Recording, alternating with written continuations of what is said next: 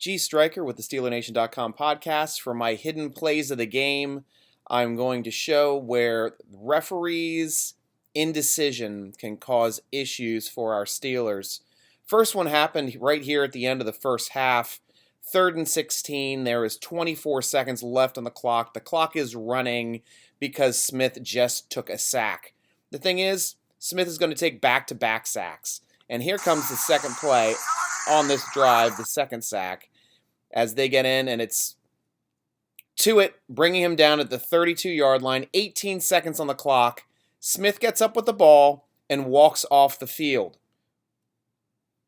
Now, the referees don't understand what's going on for some reason. It's not their job to make sure they have a ball. They're supposed to ask for a ball. If he doesn't give them a ball, it is delay of game, which requires a 10-second runoff. Instead, Washington, without any timeouts, had the clock stopped with 8 seconds to go on the clock, giving them a fourth timeout by the officiating crew, where they should not have even had a chance to line up and kick because they intentionally brought the ball off the field to create confusion and to try to create a situation where they can kick a field goal, which they did. The referees boned this call, got it wrong, and the Steelers ended up watching 3 points go on the board when it should have been their third game of the season, with the opposing team with a chance to score at the end of the half get 0 points because of the clock expiring.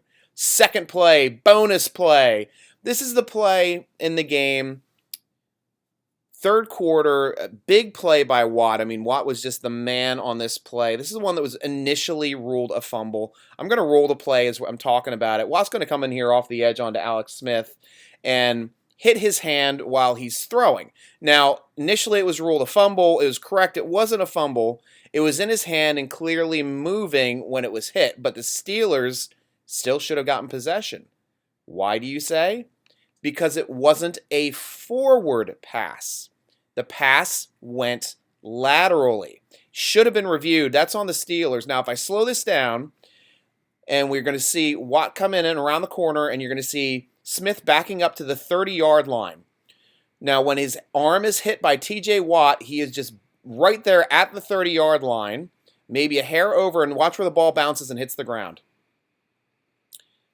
Boom, 29.5. That is a lateral. The reason why it went forward was because it hit the point of the football just off the inside point and rolled forward.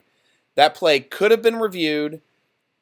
It was not reviewed, but if it was reviewed, it could have been rolled a lateral, and it could have been the Steelers football. But there you can clearly see it was in his grasp when he released it, so that's why they thought it was an incomplete pass.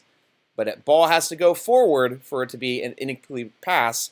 Otherwise, it's a live ball lateral, which that play showed to me that it looked like it was.